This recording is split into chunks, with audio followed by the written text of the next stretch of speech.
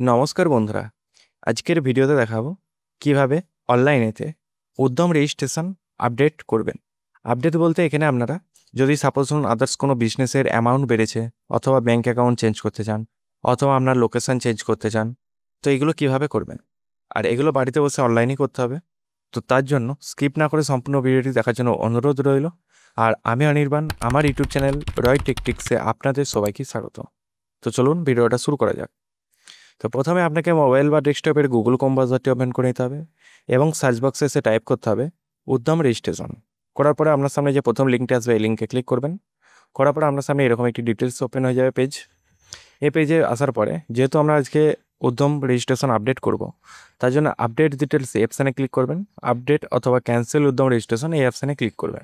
করার পরে এখানে আপনার উদ্যম রেজিস্ট্রেশন নাম্বারটি বসিয়ে দেবেন এবং মোবাইল নাম্বারটা এখানে বসিয়ে দেবেন। তারপরে 3 নম্বরে এখানে আপনার ওটিপিটি মোবাইলের মাধ্যমে চান না ইমেলের মাধ্যমে, সেটি এখান থেকে সিলেক্ট করে নেবেন। হ্যাঁ, যারা উদ্যম রেজিস্ট্রেশন অনেকদিন আগে করেছেন বা মোবাইল নাম্বার হারিয়ে গেছে, তারা ইমেলেও ওটিপি নিতে পারেন। তো যেটি আপনার ক্ষেত্রে সুবিধা হবে সেটি এখান থেকে সিলেক্ট করবেন। তারপর ভ্যালিডেট জেনারেট ওটিপি অপশানে ক্লিক করবেন।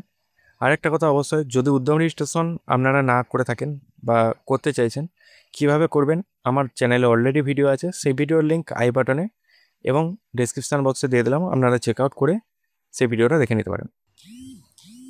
তারপর এখানে ওটিপিটি বসিয়ে ভ্যালিড ওটিপি লগ ইন এই অপশানে ক্লিক করবেন। তারপর আপনার সামনে এরকম একটি পেজ ওপেন হয়ে যাবে। যেহেতু আপনারা আজকে আপডেট করবেন, সেহেতু আপনারা ওপর দিকে এডিট ডিটেলস এই অপশানে ক্লিক করবেন। করার পরে আপনার সামনে এখানে এরকম টাইপের পেজটি ওপেন হয়ে যাবে। তো প্রথমে যদি আপনারা চান যে মোবাইল নাম্বার এডিট করবেন, সেক্ষেত্রে আপনারা এই নাম্বারটা চেঞ্জ করতে পারেন, ইমেল আইডিও চেঞ্জ করতে পারেন। এখানে আপনারা নেম বা আধার কার্ড অনুযায়ী যে আপনার নামটি আছে সেটা এখানে চেঞ্জ করতে পারবেন না। এছাড়াও যদি আপনারা এখানে জিএসটি অ্যাড করতে চান, তাহলে আপনারা এই ক্ষেত্রে ইয়েস অপশানে ক্লিক করবেন। করার পরে আপনারা সেই জিএসটিটা অ্যাড করতে পারেন। তারপর যদি আপনারা চান যে এখানে কাস্টটা আপনাদের চেঞ্জ করতে, জেনারেল এর জায়গায় যদি এসসি এসটি ওবিসি, সেগুলো আপনারা এখান থেকে করে নিতে পারবেন। আর যদি জেন্ডার চেঞ্জ করতে চান, সেক্ষেত্রে এটা করতে পারেন, কিন্তু এটা করে তো নাম যেহেতু চেঞ্জ করতে পারবেন না, সেহেতু এখানে জেন্ডার চেঞ্জ করে কোনো ইয়ে নেই। যদি এখানে আপনারা এই অক্ষমতার যদি ইয়েস করতে চান, সেক্ষেত্রে আপনারা এখানে ইয়েস করতে পারেন। তারপর যদি আপনাদের এন্টারপ্রাইজ বা দোকানের নাম যদি চেঞ্জ করতে চান, সেক্ষেত্রে আপনারা এখানে সেই নামটি চেঞ্জ করতে পারেন। তারপরে আপনারা এখানে সেই দোকানের অ্যাড্রেসও চেঞ্জ করতে পারবেন। যদি আপনাদের এক জায়গা থেকে অন্য জায়গাতে অ্যাড্রেসটা মানে আপনারা দোকান শিফট করেন, সেক্ষেত্রে আপনারা এখান থেকে আপনাদের যে অ্যাড্রেসটি আছে সেটি এখান থেকে সম্পূর্ণভাবে চেঞ্জ করতে পারবেন।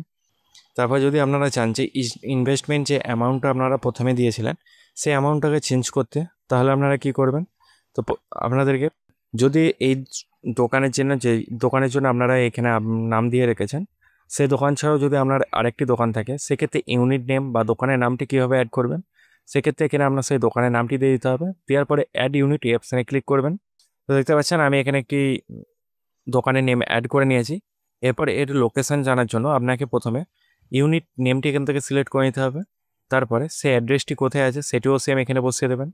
এখানে প্রথমে আপনারা সেই ফ্ল্যাট নাম্বার বা ডোর নাম্বার বা ব্লক নাম্বার সেটি এখানে বসিয়ে দেবেন।